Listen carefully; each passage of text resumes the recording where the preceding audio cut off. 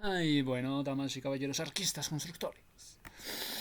Plan, sí, de proyecto deportivo o ferretería. ¿Qué deciden vosotros? Un proyecto puede ser entonces, ya, listo, ferretería, arquista, constructor, centro de soluciones. Excelente idea, te entrego un proyecto para avanzar como arquitecto, ingeniero y las autoridades. Incluye premisas, esquemas constructivos modulares, fachadas en concreto prefabricado, estructuras, recomendaciones de permisos. Premisa del proyecto. Tenemos una superficie de terreno útil. ¿De cuántos metros? Nos vamos con 300 metros. Programa. Que sí, por favor. 3 pisos. Para que sea una zona de comercio. Entonces, que todas las ferreterías del mundo para allá. ¡Tum! Bueno, pero la tuya, la de ferretería, pues esta ferretería es en PB. PB. Más academia, espacios formativos, una y dos, tres oficinas, 2 o 3 oficinas. Entonces es la ferretería más 2 oficinas. Altura, 3 metros de altura. Para un edificio 3, entonces 9 metros de altura. El edificio, acabados, parapeto de 10 metros, en fachada. Cumple la idea de Castillo. Bueno, ¿os parece buena idea entonces que os aclaréis qué es el parapeto? Parapeto. Que el parapeto, que viene siendo, muchachos, la pared, la baranda, que se pone para evitar caídas. Ponerle parapeto para evitar las caídas, también en los puentes, también en las escaleras, que es como una cerca, parapeto, cerca, como una protección, una valla, una cerca. ¿Qué viene siendo esto? El parapeto, sí es esa baranda. Bueno. O también un terraplén corto, métele un parapeto, un terraplén corto formado sobre el principal, hacia la parte de la campaña que defiende, que defiende de los golpes enemigos el pecho de los soldados. El terraplén corto formado sobre el principal hacia la parte de la campaña que defiende de los golpes enemigos del pecho de los soldados. No entiendo qué viene a ser esa vaina. ¿Qué es un parapeto? Terraplén o un muro construido para protegerse. Ah, los muros para protegerse, esos parapetos. ¿Qué significa el parapeto? Tiene que ver con resguardar, proteger, guarecer, atrincherarse en un parapeto. ¿Qué es un parapeto? Es una pared o puede ser una baranda que se pone para evitar caídas en los puentes, escaleras. Pero mira, que también es el parapeto humano. El parapetado es un término común en el ámbito policial para describir a quienes se ocultan o defienden ante una intervención. Se defienden ante una intervención, el parapetado. ¿Qué es hacer el parapeto? Estás haciendo el parapeto. Estás haciendo una barrera tras de los cuales se coloca uno para protegerse de una amenaza. Ya basta, siempre me andas poniendo el parapeto. O sea, es una protección o barrera tras de los cuales se coloca uno para protegerse de una amenaza. Ya basta, siempre me andas poniendo el de parapeto. Qué risa. ¿Qué eran los parapetos? Ya sabemos que es una barrera, que es una extensión hacia arriba de una pared en el borde del tejado. Ah, en el borde del tejado, el parapeto. Borde del tejado, en la terraza, en el balcón, en la pasarela, en la estructura. Las palabras provienen de parapeto, que es el pecho, el parapeto. Defender el seno, el parapeto. El peto es el seno. ¿Por qué le llaman parapeto? La palabra deriva del italiano parapeto, que es cubrir el pecho, el seno, el parapeto. Bueno, entonces, un ejemplo de parapeto, un muro, barandilla pesada alrededor de un borde de un tejado, balcón, terraza o escalera, diseñado para impedir que quienes están detrás se caigan o para protegerlos de un ataque. Mirad esta maravilla. Pues bueno, entonces estamos ubicando lo que es la estructura para nuestra ferretería, que tiene una idea muy buena, que en la fachada, bueno, en los acabados van a meter parapeto, en la fachada, en el tejado, en los bordes. ¿Por qué? Porque está pensado para hacer un sistema constructivo, un sistema modular prefabricado en concreto, llamado off-site, para muros con parapetos, fachadas con parapetos, algunos entrepisos, dijiste entrepisos, sí. Estructura portante dijiste mixta, o sea, estás hablando de una estructura portante mixta. Me parece interesante. Entonces, ¿cómo puede ser esto? Tocaría aclararle al público que qué es esta estructura portante mixta, prefabricada. Me está diciendo que es una estructura portante mixta, que es además prefabricada, más un refuerzo, que además le vamos a meter un refuerzo a todo esto que está prefabricado, se le mete un refuerzo. Entonces, qué bonito, ¿no? Que tráiganme todas estas fichas prefabricadas que aquí les vamos a meter refuerzo. In situ se le mete el refuerzo. Entonces no es tan jueguito de prefabricado, sino que además toca meter in situ un refuerzo cuando se requiere. Qué interesante, te felicito. Argos ofrece entonces portafolios de soluciones modulares. Bueno, entonces me causa curiosidad la estructura portante mixta. Estructura portante mixta. La estructura portante mixta. ¿De qué es? Mira que combina bien. Hay que combinar los materiales, te lo voy diciendo ya. Combíname materiales. Yo quiero ver combinación de materiales.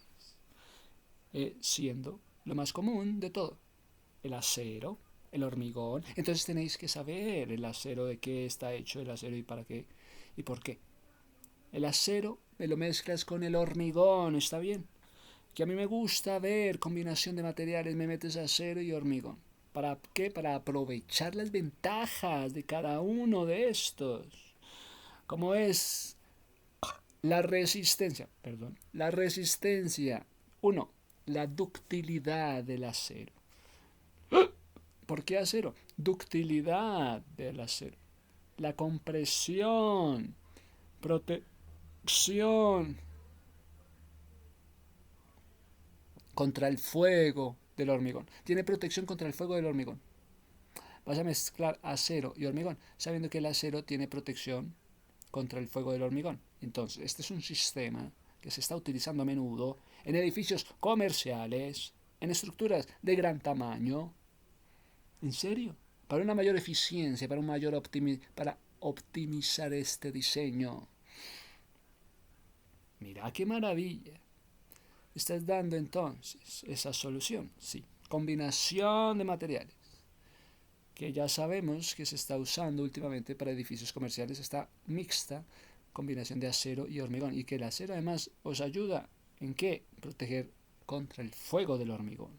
¿Qué características tienes? Combinamos materiales.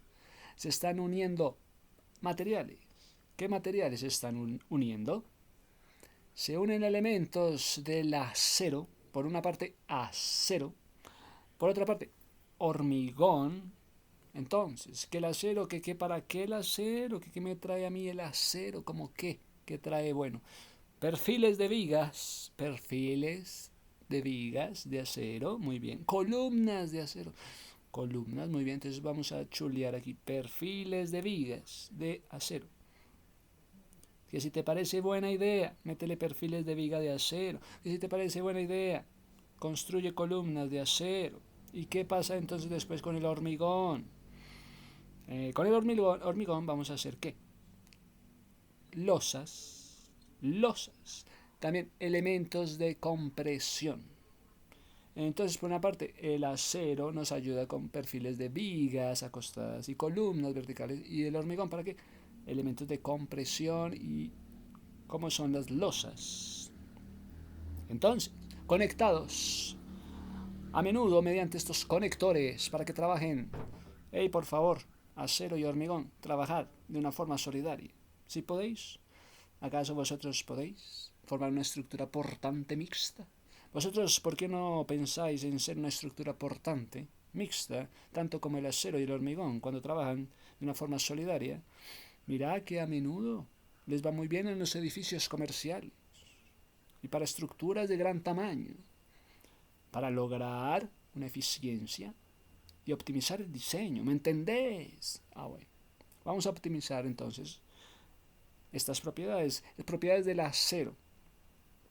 Proporciona alta resistencia a la tracción. Y tiene ductilidad. Y además, mientras que el hormigón, que calientes, qué rico. bueno, no, pues, mientras que el hormigón es ideal para trabajar a compresión. Entonces, ¿qué nos trae de bueno el hormigón? Vamos a trabajar a compresión. Vamos a proteger el acero del fuego. Hey, hormigón, hazme el favor y me proteges el acero del fuego. Me lo proteges también de la corrosión. Que bueno, me parece buena idea. Que tú, siendo un hormigón, me vayas a proteger el acero de qué? Del fuego, de la corrosión. Mientras que el acero, me hace usted el favor, me dice cuáles son sus propiedades.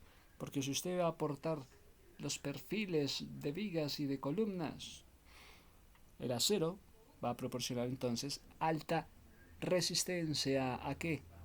A la tracción. Entonces, facilítame el entendimiento. ¿Cuál es la resistencia a la tracción de la cual se hace cargo el acero? ¿Cuál es la resistencia a la compresión de la cual se dedica el hormigón? Bueno, entonces vamos a aclarar ese punto y vamos al punto, al grano. Tracción. ¿Qué tiene bueno ocuparse el punto del acero que se encarga de qué? De la tracción. De la atracción, no, de la tracción. ¿Me entendés? Tracción, no atracción. Sino que mira que el acero, como es tan resistente, se dedica a la resistencia, no a generar tracción, sino a resistir esa fuerza de la tracción. Entonces, que si me puedes explicar, es que se me olvidó lo que es la fuerza de la tracción. Mira, con todo gusto, la tracción se refiere a la acción de tirar de algo para moverlo.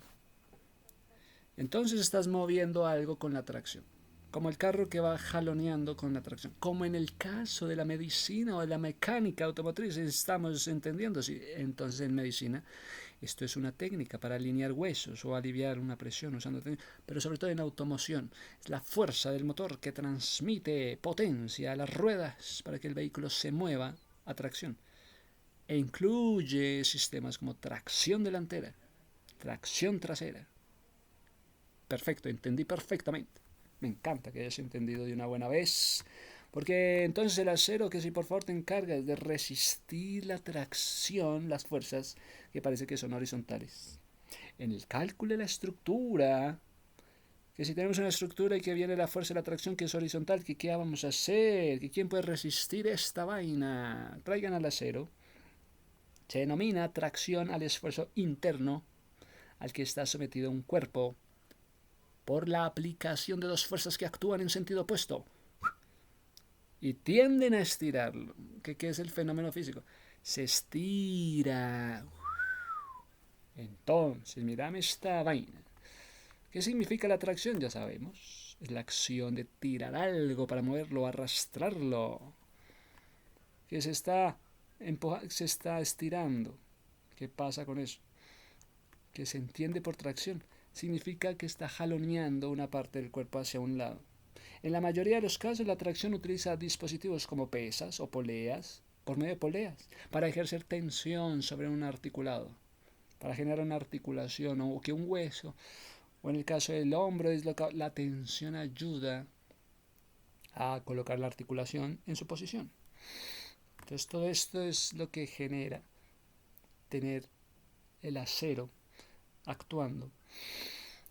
Y ahora, entonces entendiendo este fenómeno de la atracción, ¿en qué consiste esta vaina? Bueno, es que hay áreas del conocimiento. Pero lo que más me gusta de explicar es en la mecánica, que transmite la potencia del motor a las ruedas permitiendo que el vehículo avance, pues es la tracción delantera. La potencia va solo a las ruedas delanteras. Si hablan de la tracción delantera, ruedas delanteras. Si habla de la tracción trasera, potencia va solo a las ruedas traseras. Como un vehículo de carga, qué bonita tracción trasera. Vehículo de carga y deportivos. Entonces mira que los carros deportivos tienen la tracción es en la tracción trasera. Los de carros deportivos. Si sabes que los carros deportivos tienen la tracción trasera, RWD. También tenemos tracción total. La tracción total, la potencia de la tracción total se distribuye a las 4 ruedas. ¿Y por qué 4x4 y la vaina? Tracción en las 4 ruedas. Entonces, la tracción total la distribuye automáticamente según la necesidad, mientras que en el 4x4 es el conductor quien la activa.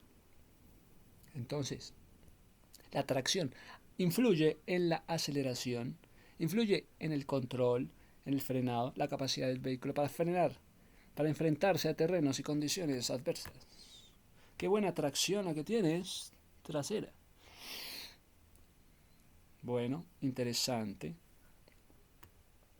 Entonces siempre se oye como animales de tracción, hablando de los caballos y bueyes que jalonean. Entonces, ¿qué tiene que ver el acero con la tracción? Tocaría ver.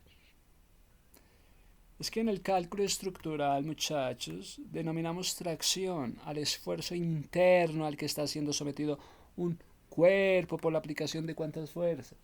Pues solo dos fuerzas. Dos fuerzas, entonces. El esfuerzo interno al que se somete un cuerpo por la aplicación de dos fuerzas que actúan en un sentido opuesto, esto tiende a estirarlo. Se estira, lógicamente se está considerando las tensiones que tiene cualquier sección perpendicular a dichas fuerzas son normales, a esa sección poseen sentidos opuestos a las fuerzas que intentan alargar. Que si se va a dejar estirar, un cuerpo está siendo sometido a un esfuerzo de tracción. Sufre deformaciones, en la deformación, en esa deformación, en ese estiramiento está sufriendo. Entonces, si están diciendo que está sufriendo un estiramiento, una deformación, se está hablando de deformación en una estructura, que eso está bien, no. Entonces el acero resiste en cierta dirección por efecto de la tracción. Sin embargo, el estiramiento en ciertas direcciones generan acortamientos en las direcciones transversales. Este estiramiento tan llamativo en ciertas direcciones genera un buen acompañamiento de acortamientos en las direcciones transversales. Así, si en un prisma mecánico la tracción produce un alargamiento sobre el eje X, entonces todos nos imaginamos un alargamiento en el eje X. ¿Qué produce esto? A su vez, se producen encogimientos sobre los otros ejes, o sea, el eje Y y Z. Solamente se alarga X, los demás ejes Y y Z se encogen. Este encogimiento es proporcional al coeficiente de Poisson. Están hablando de Poisson. ¿Me entendés? Que si pensás que la fuerza de la atracción, entonces es más que todo un alargamiento sobre el eje X, obvio, que los demás ejes Y y Z se encogen. Cuando se trata de un cuerpo, entonces hay deformaciones. Que si vas a hablar de las deformaciones de la fuerza de la atracción, pueden ser esto parte de un estiramiento. Hasta cierto punto aguanta, pero si se deforma, el cuerpo ha superado un punto de resistencia. El punto se vuelve un punto de fluencia. Bienvenidos a su clase de física. Punto de fluencia. Y se comporta entonces el cuerpo de una forma plástica. ¡Qué hermoso! De todo esto estamos aprendiendo. De modo que, tras cesar el esfuerzo de esta tracción, se mantiene el alargamiento. Si las deformaciones no son permanentes, se dice que el cuerpo es elástico. Entonces, que si vas a hacer un cuerpo elástico, entonces que las deformaciones por causa del alargamiento son permanentes. ¿Por qué son permanentes? Porque es un cuerpo elástico, de manera que cuando se enfría, pues ya no es un cuerpo elástico. De manera que cuando desaparece este esfuerzo de la tracción, aquel recupera su longitud primitiva. ¿Me entendés? La relación entre la tracción que actúa sobre un cuerpo, pues déjame ver si este cuerpo es elástico y entonces ahí sí te pongo a pensar mucho. Un cuerpo elástico o un cuerpo duro, que si sufre una relación con la tracción no es lo mismo porque el uno es elástico y el otro cuerpo no. Entonces, si hay deformación, ¿qué pasa con el cuerpo duro y qué pasa con el cuerpo elástico? Produce algo que suele representarse mediante un diagrama, es un proceso, una información en el corporal, en un comportamiento del cuerpo. Entonces, que la gran maravilla es ver si el cuerpo es duro o si el cuerpo es elástico y cómo va a relacionarse con la tracción. Entonces, gracias a Acero, ¿tú qué vas a hacer en este material? En este caso, con este cuerpo. ¿Qué va a ser la resistencia ante la tracción? Bienvenido a Acero. Vamos, ¿qué nos vas a enseñar hoy? Como valor comparativo de la resistencia de muchos materiales. Como el acero o la madera se utiliza el valor de la tensión de fallo. Se llama tensión de fallo. Se llama agotamiento por la tracción. Entonces, esto es un coeficiente entre esta carga que está siendo provocada. Entonces, este fallo elástico del material por la tracción, ¿qué pasa? Pero tiene un buen material, el acero, la madera. Tiene un fallo elástico de material por la tracción. Entonces, la superficie de la sección transversal inicial del mismo. Entonces, otra vez. Tenemos un material, el acero y la madera, y que entonces van a hablar de un cociente, no es un coeficiente, no, es un cociente entre la carga máxima, se le está aplicando una carga máxima, y ha provocado el fallo elástico. Que le metiste carga máxima, ha provocado algo bueno o algo malo, un fallo elástico en el material por culpa de la tracción. Entonces, la superficie de esa sección transversal, ¿qué pasa? Ocurren quebrantamientos en una sección del cuerpo. ¿Me entendés? Es un comportamiento del cuerpo, de la materia. Son muchos estos materiales que se ven sometidos a la tracción. Sí. Diversos procesos mecánicos. Sí.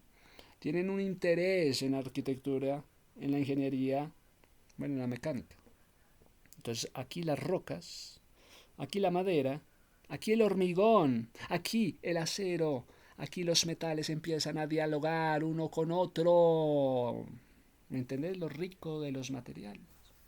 ¿Me entendés que aquí la madera, aquí el hormigón, me hacen parejita, por favor? Sí.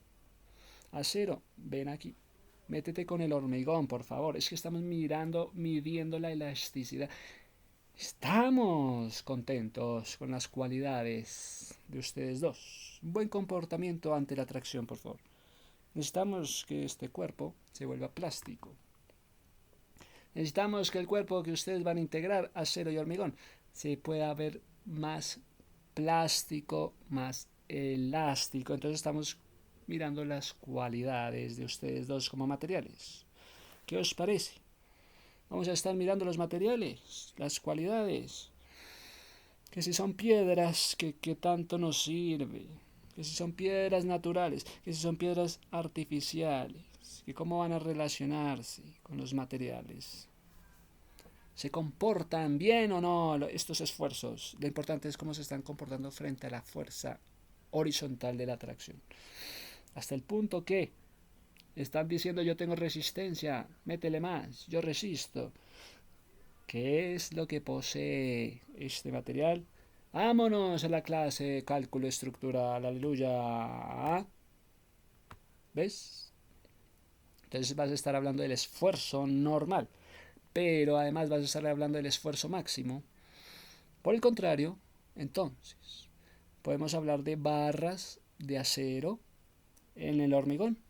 ¿Por qué hablamos de las barras de acero en una columna de hormigón o en una estructura? ¿Por qué vas a hablar tú de las barras de acero dentro del hormigón? ¿Por qué vas a poner a dialogar al hormigón con el acero? Pues es que van a soportar esfuerzos de la tracción. Y esto se considera un material idóneo. Se necesita un material idóneo para soportar cargas. Entonces, ¿qué materiales vamos a usar, muchachos? Hormigón y acero, quedó claro. El acero en barras corrugadas. No pueden ser barras lisas, tienen que ser corrugadas. ¿Por qué?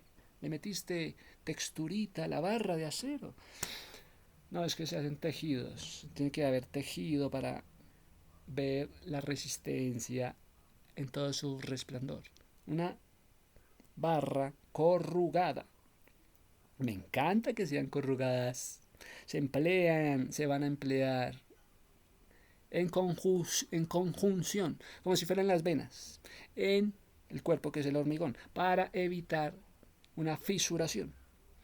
Que porque el cuerpo humano tiene venas dentro de los músculos. Me encanta la relación, me encanta, weón. Aportando resistencia a la tracción. ¿Dando lugar a qué? Gracias al hormigón armado llegamos a el hormigón armado. Gracias, estás armado. Ponte una armadura, como si fuera el hormigón armado. Concreto, armado. Hormigón armado. Esto consiste en esta combinación de estos dos materiales que nos encanta. Estos materiales combinan. Confía el uno en el otro. Me vas a ayudar tú con el fuego. ¿Me vas a ayudar con la corrosión, por favor? Sí, dice el hormigón, claro. Con el fin de conformar un elemento estructural. Como si fuera un pilar, los pilares. Como si fueran las vigas, los muros. O sea que me querías hablar realmente era de el hormigón armado. Porque consistía realmente en la unión de estos dos materiales. Ustedes son como un hormigón armado, me encanta. Entonces nuestro cuerpo es como un hormigón armado. Estos materiales se combinan. Sí, se combinan con el fin de qué? De conformar elementos estructurales como forjados. Forjados, esa palabra forjado. Como las vigas, como los muros, como los cimientos. Garantizamos una buena adherencia entre ustedes dos materiales. Pónganse a trabajar como uno solo. Entonces aseguramos la adherencia de este material. Recubres tú el interior de las barras o mallas de acero. Mira cómo son estas barras. Le metieron barra de acero, pero en forma de malla corrugada, denominada armaduras. Que claro, yo entiendo. Bueno, varilla corrugada. Los fierros de construcción, o también llamados de trasero. Es una clase de acero laminado, entonces el acero también es laminado, ¿sí? Para construir elementos estructurales, como el hormigón armado. El hierro trae una combinación muy buena, métele carbono, métele fósforo. Oye, que si le metes a métele carbono y fósforo, por favor. Métele carbono a fósforo y azufre. Y nitrógeno. Se trata de mirar las barras de acero, de mirar barras de acero que resalten o corrugados, con corrugas, que mejoren la adherencia con el hormigón. Que cómo se va a relacionar este acero con el hormigón. Vamos a ver la estructura como si fuera una corrugada. Malla de acero corrugada, no lisa. ¿Para qué? Corrugada, para que tenga una mayor adherencia al hormigón. Oye, que si vas a poseer una gran ductilidad, ¿sí? La cual permite que las barras corrugadas se puedan cortar y doblar con mayor facilidad. Mira, este tiene una buena armadura, como si fuera ¿qué? Como si fuera el hormigón armado. Una buena armadura. Le has metido barras de acero a manera de malla corrugada que forman un conjunto homogéneo. Trabajarán para resistir los esfuerzos en combinación con el hormigón. Las armaduras también pueden cumplir montaje, la idea de funcionar como un montaje constructivo. Entonces, que si te gustaría montar un modelo con montaje constructivo con una armadura de acero corrugado, también me encanta. ¿Para qué? Es que estamos evitando la fisuración del hormigón. Para referirnos a este conjunto, necesario es hablar de las armaduras. Y ellos lo llaman como ferralla. Oye, qué buena ferralla, no te dejas de nadie. No, conmigo no se metan. Ferralla. Esto es importante en un material para la industria de la construcción, utilizados para el refuerzo de estructuras. Es que tráeme esta figurita prefabricada. Aquí le metemos el refuerzo. Ah, bueno, mete la ferralla. Bueno, ese refuerzo. Además, utilizamos estos refuerzos estructurales y además obras de conformidad con los diseños detallados. Diseños detallados, por favor. Muéstrenos planos y especificaciones. Y bueno, entonces, la ferralla con ustedes. ¿Qué era eso de la ferralla? Si te quedó claro, es como un término como español, lo que me parece. No sé por qué estás hablando en términos españoletes. Pues mira, lo que quiero decir es que el acero de refuerzo es un importante material utilizado para el refuerzo de las estructuras. Estás pensando en el reforzar la estructura. Oye, ¿por qué no ha pensado en reforzar su estructura? De conformidad a este diseño se necesita reforzar la estructura. ¿Para qué? Para resistir cargas. ¿Ya? Bueno, estamos pensando lo mismo. Por la importancia de los edificios, debes estar pensando que la estructura efectivamente tenga un refuerzo que pueda ser comprobada. Los productos de acero hablan de qué? Del refuerzo con ciertas normas. Resistencia. 1. Ductilidad. 2. Límites físicos y químicos de la materia prima. La ferralla va parte o en su totalidad. Embebida, ¿en dónde? En el hormigón. La ferralla va en el acero, no, la ferralla va en el hormigón, ¿me entendés? Nadie pensaría que iría en el hormigón la ferralla. Es como un acierto o no, que metan la ferralla en el hormigón. Preguntarle a algún ingeniero. La barra de refuerzo se doblará en frío, de acuerdo con los detalles. Métele un doblaje en frío, no en calor. En calor, ¿por qué no en calor? No se trata que con el calor se puede moldear, se puede adecuar. No podrían doblarse en frío, tocaría en calor, ¿no ves?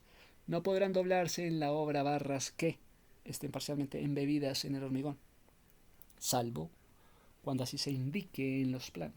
Es que en los planos nos están diciendo que esto va a estar embebido en el hormigón. O lo autorizó el interventor de obra. Oye, interventor, ven aquí. ¿Cómo es esto que quieres meter la ferralla en el hormigón? ¿Por qué? ¿Qué es lo que quieres hacer ahí? Mira que todo el acero de refuerzo se colocará en una posición exacta. Mostrará en los planos. Debes asegurarte, tú, interventor, en forma aprobada. Apruébame este diseño, interventor, para impedir que ocurra ¿qué? Un desplazamiento del material durante la colocación del hormigón. Entonces vamos a hacer el amarre de las varillas, que sí, hemos visto esto, sí. Hermoso. Amarre de las varillas de acero. ¿Se utilizará más acero? No, se va a utilizar alambre. ¿Por qué no hacen más varillas de acero para este amarre? ¿Y por qué tiene que ser en otro material como el alambre? en casos de soldadura. La distancia del acero a la formaleta, ¿cuál es? Se mantendrá por medio de bloques de morteros prefabricados. ¿Bloques de morteros prefabricados estás diciendo? ¿Bloques? Sí, prefabricados. ¿Qué os parece? Métele más fichitas al conjunto. Métele bloques de mortero prefabricados. ¿Mortero? Ah, no es concreto. Estás diciendo bloques de mortero, no bloques de concreto. Bloques de mortero prefabricados. Eso es lo que quiero. Métele fichitas de bloques de mortero, de pegante, de esa pega del mortero. Bueno, entonces metámosle a las figuritas otros bloques de mortero prefabricados. Además, tensores. Además, silletas de acero. Ya lo acabó. Dice que silletas. ¿Qué es eso de una silleta? Mira, interventor, yo no sé de qué me estás hablando, como que una silleta. ¿De qué hablas, interventor? ¿Por qué no te haces entender bien? Silletas. La silleta puede referirse a una silla. Cualquiera entiende eso. Una silla rústica para montar a caballo. La silla de un caballo. La estructura artesanal de flores que se está usando en un desfile de ferias de las flores. También se refiere a elementos de construcción. ¿Sí? El acero del suelo para el vaciado del concreto. ¿Qué? Elementos de construcción. Esas silletas.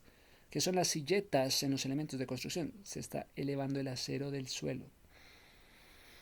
Para el vaciado del concreto, me haces el favor, me elevas el acero del suelo. En una silleta. Ah, ya entiendo.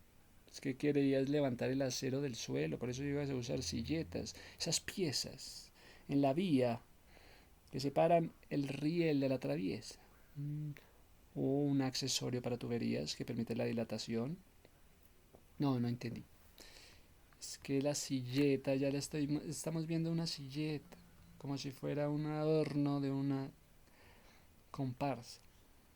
Pero las silletas en la construcción son accesorios, cuya función es la de lograr una separación entre ¿qué?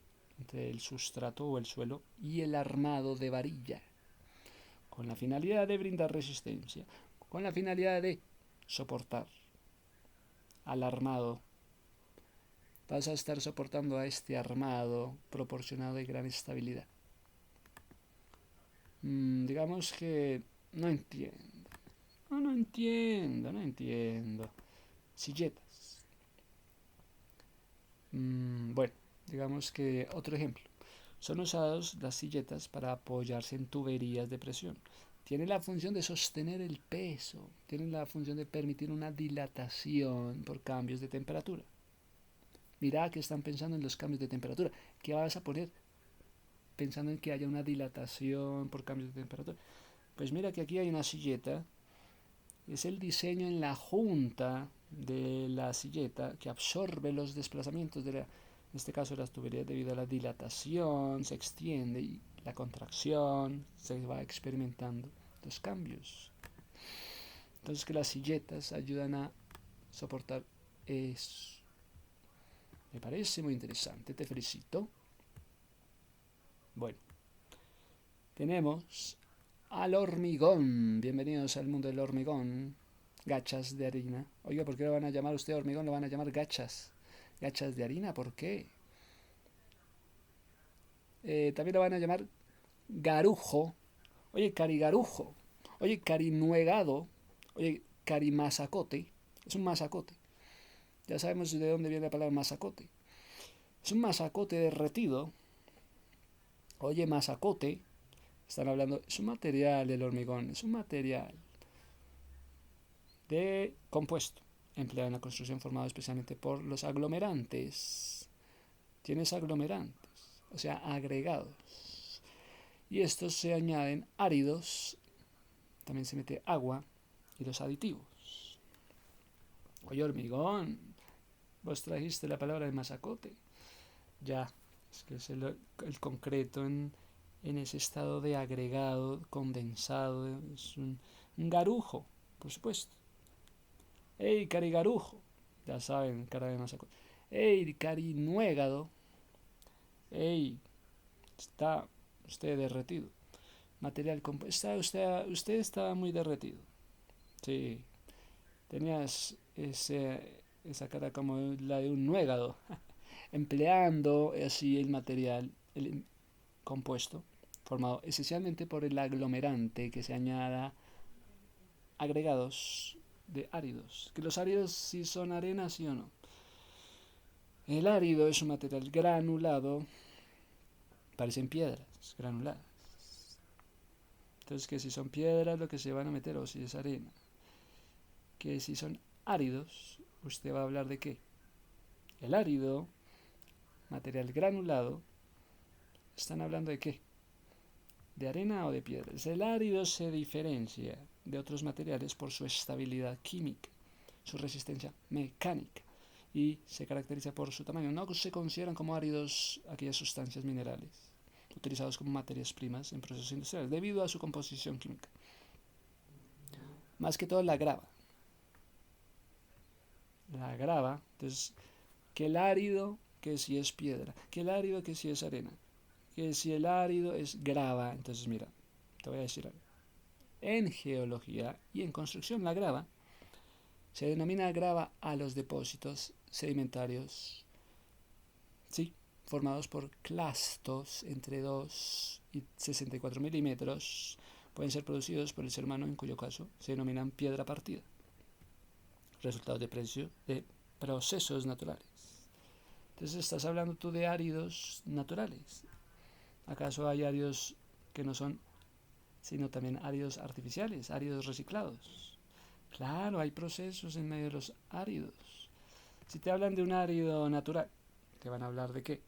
De un yacimiento, únicamente a procesos mecánicos, pensando así en procesos mecánicos en cuanto a su forma redondeada, piedras redondeadas, okay, procedentes del machaqueo, es que estuvieron machaqueadas.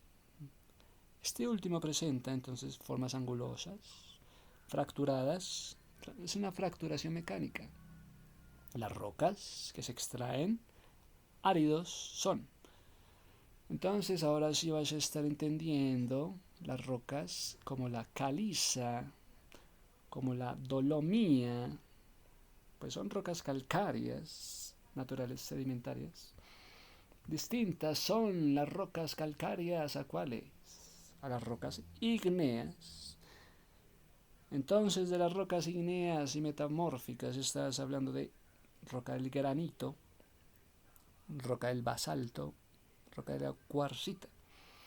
A esas dos rocas calcáreas y ígneas métele arena, métele grava.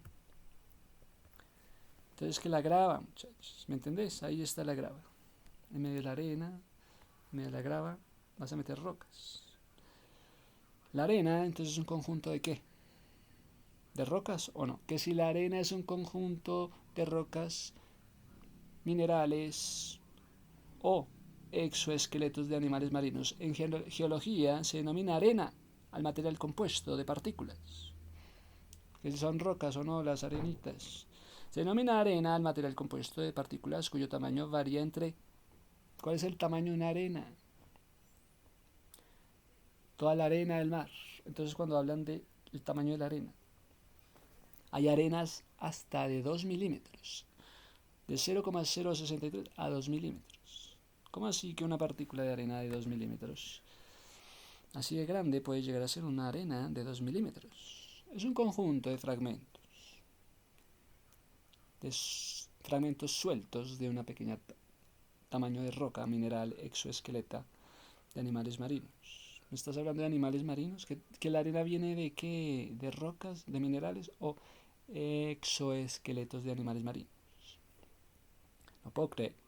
Es una partícula, sí, individual, sí, dentro del rango de 2 milímetros, llamada grano o clasto de arena. Una roca consolidada y compuesta de estas partículas se denomina arenisca, calcarenita. Los componentes de la arena son calcáreos. Las partículas van hasta inclusive 0,04 milímetros. Se denominan limo y las de entre 2 y 64 milímetros se denominan grava. Ush. Mira que la arena ¿Se va a dividir en qué? Se va a dividir en arenisca o calcarenita. En arenisca, en limo y en grava. No puedo creer que de la arena vas a sacar la grava. Todavía es un misterio. ¿Dónde vas a ubicar la familia de la grava? ¿Dentro de la familia de la arena? Dentro de la arenisca o el limo. Pues mira que el limo lo llaman también légamo, cieno. Es un sedimento incoherente transportado por los ríos. Es que ha sido transportado por los ríos, por el viento, que se depositan en el lecho del agua sobre el terreno. Entonces que viene del agua. El limo viene de los ríos del agua en los terrenos que hayan sido inundados. Que si hablas del limo, estás hablando de esas piedritas que están donde en el curso del agua en los terrenos que hayan sido inundados, que tienen también un diámetro de partículas. Y si hablas de arenisca, la arenisca es una roca sedimentaria tipo detrítico de color variable que contiene clastos de arena. Entonces que la arenisca tiene trastos de arena. Hey arenisca, ¿dónde están tus trastos de arena? Tras las lulitas son las rocas sedimentarias más comunes de la corteza terrestre. Las está sacando de la corteza terrestre. Esas areniscas contienen ¿qué? Espacios intersticiales. Entonces, qué interesante arenisca, qué interesante esta calcarenita. Ya son rocas sedimentarias, carbonáticas, formadas por la consolidación de arenas. Entonces, que si pudiste ubicar bien la grava dentro de la familia de las arenas, sí. Bueno. Si pudiste ubicar bien o no la arena dentro de la familia, no, la grava dentro de la familia de la arena. Sí, sí, más o menos. Bueno. El componente más común de la arena, ¿cuál es? ¿Vas a decir la grava? No. No, el componente más común dentro de las familias de la arena que están en la costa, pues no es el limo, no, es el sílice. Así entonces estaremos hablando del cuarzo. Ay, en serio, el sílice. Eso es lo que más se ve en la arena de la playa, el sílice o el cuarzo, en forma de cuarzo. El silicio, entonces, es un compuesto de silicio y oxígeno. Que si lo vas a llamar sílice es porque le metiste oxígeno. Entonces, que si tiene esta piedrita, tiene oxígeno. Este óxido le metes oxígeno y lo cambias de nombre. Se va a llamar de silicio, se llama después sílice. Este compuesto ordenado especialmente en una retridi cristalizado forma el cuarzo. ¿Me entendés? Tú todavía estás muy sílice. Todavía te falta, ¿qué? Una red tridimensional para volverte cuarzo. Todas sus variedades. Oye, tú como que todavía estás muy sílice. ¿Cómo así? Sí, todavía te falta una red tridimensional para volverte cuarzo.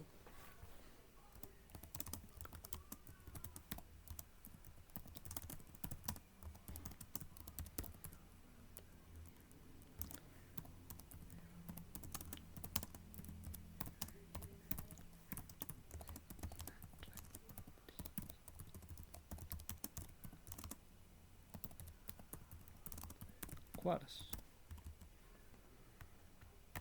Bueno. Sin embargo, la composición varía de acuerdo con las características locales de la roca, del área, de la procedencia, una parte de la fina arena hallada en los arrecifes. Por ejemplo, es caliza, molida, que ha pasado la digestión. En algunos lugares hay arenas de hierro, arenas de feldespato o incluso hay arenas que tienen hierro, feldespato o incluso yeso. Entonces que el yeso combina perfecto con la arena.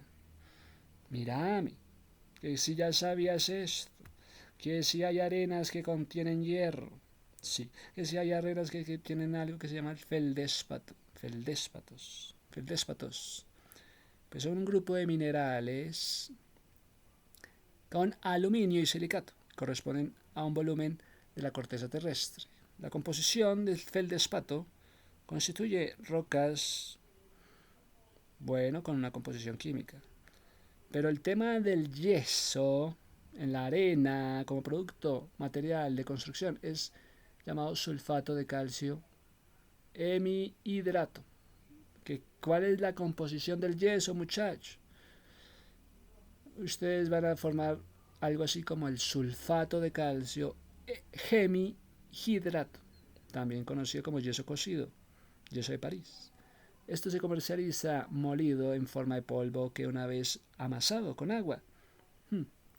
Ustedes son como el yeso, se van con el agua. ¿Qué pasa? Una vez que está amasado con agua puede ser utilizado directamente, se le puede añadir otras sustancias químicas. Características del fraguado: resistencia 1, adherencia 2, retención de aguas 3, densidad 4. La forma del yeso industrial más pura o de grano más fino se denomina escayola. El sulfato de calcio hemihidratado existe también en forma natural, un raro e inestable mineral denominado basanita.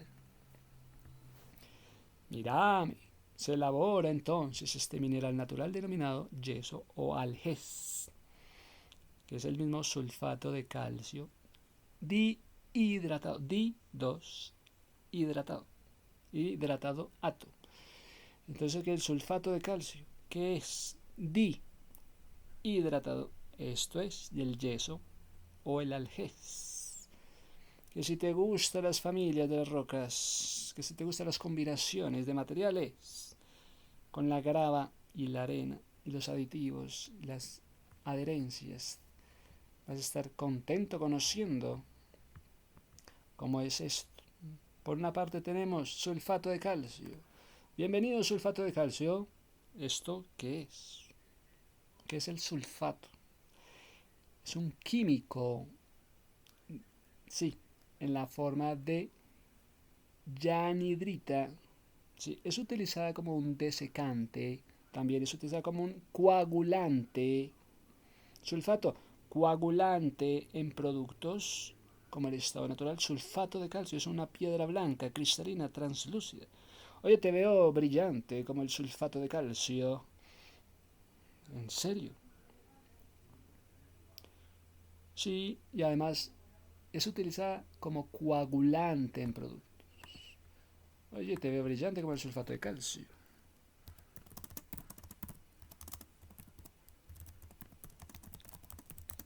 Sulfato de calcio. Además, sirves para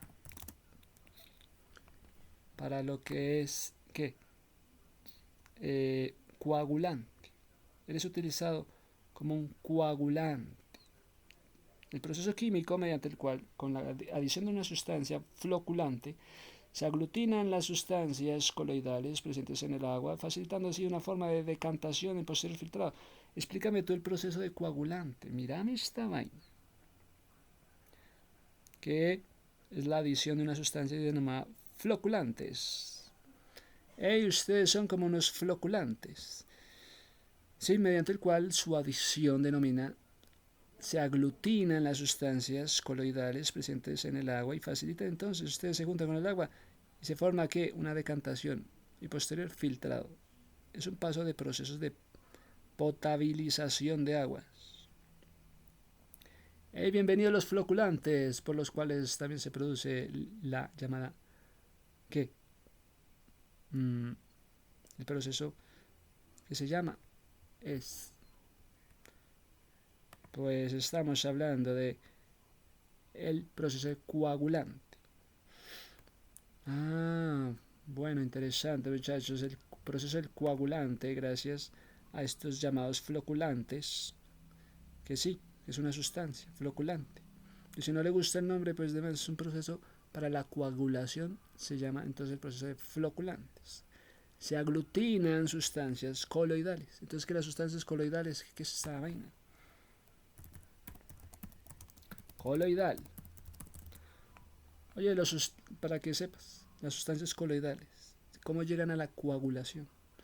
Coloidales son mezclas heterogéneas donde las partículas de grandes sustancias se encuentran distribuidas uniformemente en otra sustancia. Estas partículas, con un tamaño entre un nanómetro, micrómetro, no sedimentan y pueden dispersar la luz en un fenómeno conocido como Efecto Tyndall. Mira aquí donde vas a meter el efecto Tyndall. En las sustancias coloidales que se van a volver ¿qué? Coagulación. Para el proceso de coagulación. Efecto Tyndall. Ejemplo tenemos. Hablemos de la leche. Hablemos de la gelatina. ¿Me entendés? Ese es el proceso tan bonito de las sustancias coloidales. Para que llegue a coagular. El efecto Tyndall, ¿qué vas a hacer con eso? Cuando te pregunten, hey, efecto Tyndall, ¿qué es eso? La luz se dispersa al pasar a través de una mezcla, lo que permite ver el haz de la luz. Esto, las diferencias de las soluciones verdaderas donde la luz pasa sin dispersarse. Ajá. Bueno, entonces, tenemos entonces los coloides. Y si te gusta la idea del coloide, que el coloide, hey, coloide, venga para aquí. Le están diciendo que usted es un coloide. ¿Qué le están diciendo? Hey, coloide, vamos a hacer un sistema coloidal. Una suspensión coloidal para después, posteriormente, estar haciendo ¿qué? La coagulación. Dispersión coloidal es un sistema conformado por dos o más fases, normalmente una fluida o en líquido o en gas. Otra dispersación en forma de partículas sólidas, comprendidos entre 10 a la 9, 10 a la 5. La fase dispersa es la que se halla en menor proporción. Normalmente la fase de líquido puede encontrarse en coloides, en los líquidos, cuyos componentes se encuentran en los estados de agregación de la materia. El nombre del coloide proviene de los griegos colas, que significa puede pegarse. Este nombre de cola puede pegarse. Este nombre se refiere a una de las principales propiedades de los coloides, su tendencia espontánea para agregar o formar coágulos, que se van a pegar entre sí para formar un coágulo.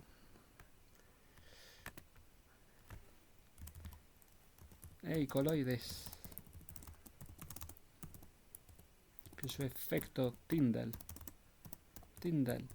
os lleve a formar una buena coagulación. Ay, es que tienes un nombre muy chistoso. Coloide. Que si vas a llegar o no a la... ¿Qué? La coagulación. Los coágulos. Este nombre se refiere a una de las principales propiedades de los coloides. Su tendencia espontánea para agregar coágulos. Es que es algo espontáneo en él formar coágulos. Es algo espontáneo en él formar coágulos. ¿Qué son los coágulos? ¿Quién sabe explicar esto en un proceso en el cual la sangre pierde su liquidez? O sea, está formando un proceso donde está perdiendo la sangre. La sangre no, la liquidez de la sangre. Convirtiendo esto en un gel. Estás metido en estos procesos de quitar la sangre para producir gel. Este es un proceso que desemboca en la hemostasis. Y si ustedes siguen así, van a lograr que un coágulo o una hemostasis.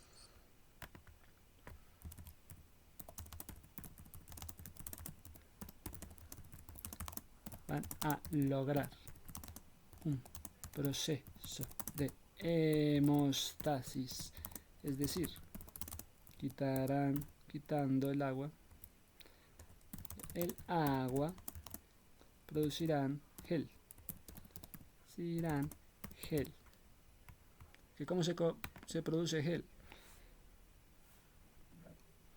Entonces, el fluido pastoso empieza y sirve para pegar. Entonces, ¿cuál es el punto? Que ese producto final que van a lograr es el de pegar. Entonces, qué buena función. Cumple una buena función.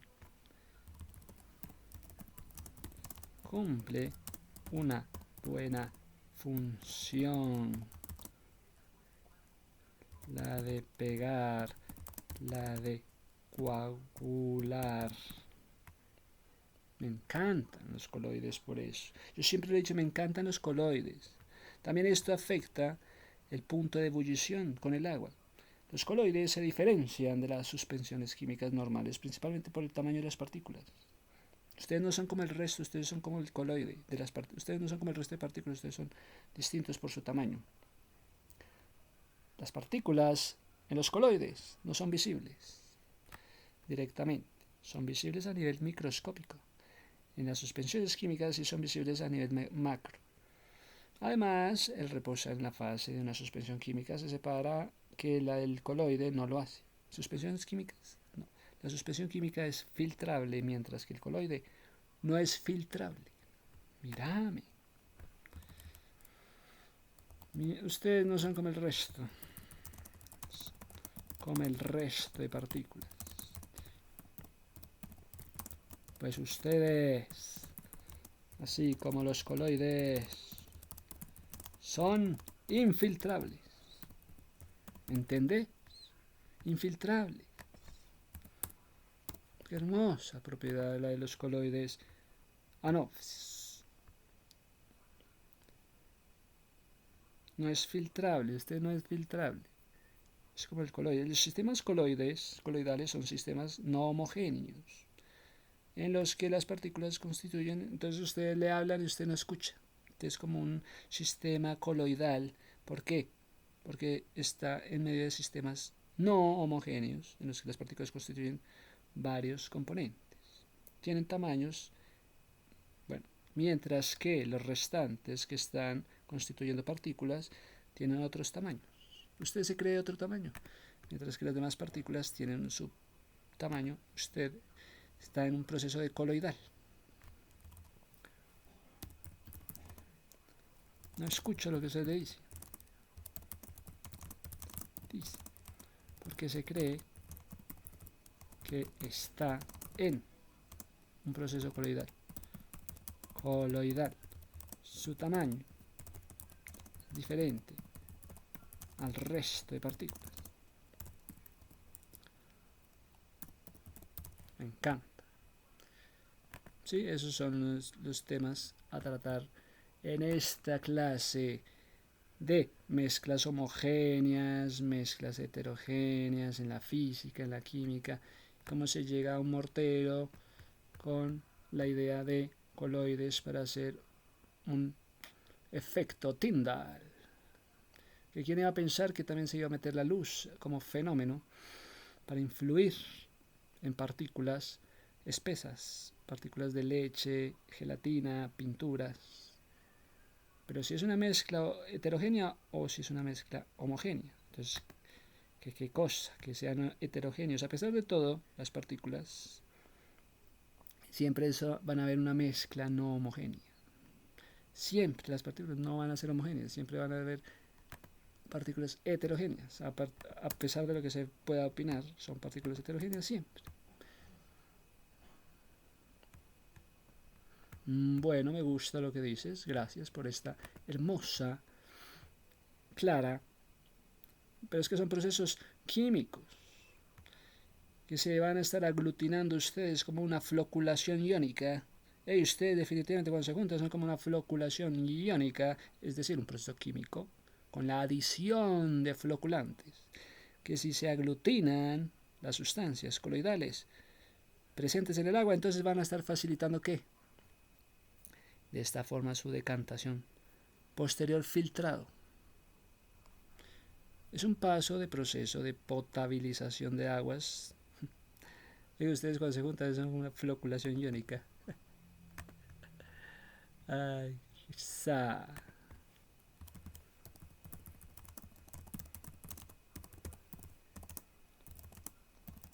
Una floculación iónica.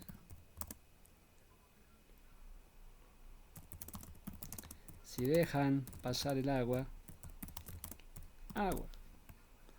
ustedes en su floculación están viendo entonces cómo es la sustancia.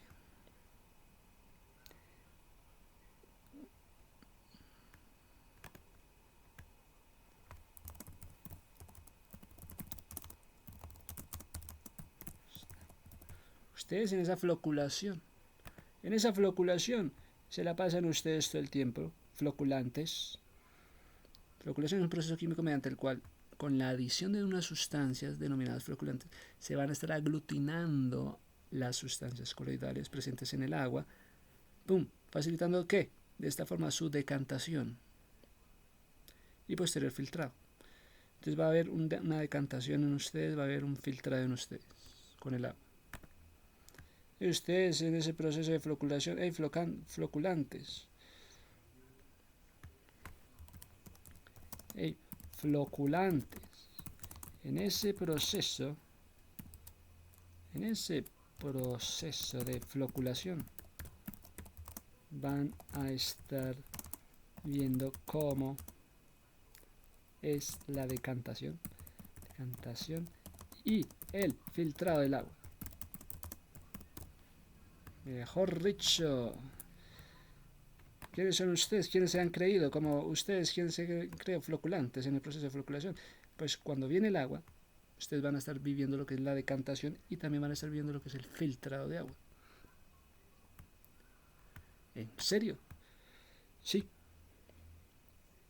Es un paso que se va a estar dando en el proceso de potabilizar el agua, origen, superficial y tratamiento de aguas servidas, para entonces tener un agua doméstica, industrial y de minería. Si es un tratamiento de aguas servidas, sí.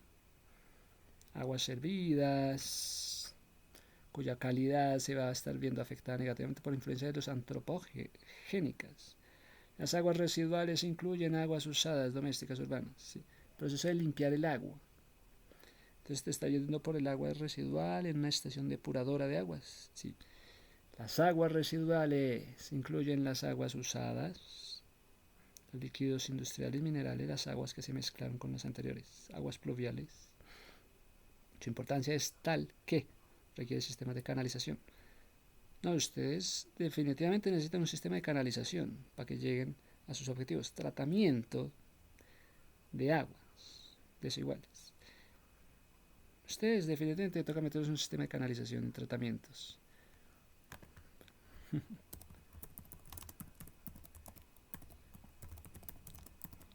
Meterlos en un proceso de canalización, de tratamiento de aguas. Las aguas residuales, llamadas aguas servidas, con cualquier tipo de agua. Ustedes llevan cualquier tipo de agua cuya calidad se vio afectada, seriamente afectada, se ha visto su calidad de agua. Son como las aguas residuales, cuya calidad se ha visto seriamente afectada. Bueno, entonces, muchachos, que si os gustó la clase del día de hoy, bueno, seguíos.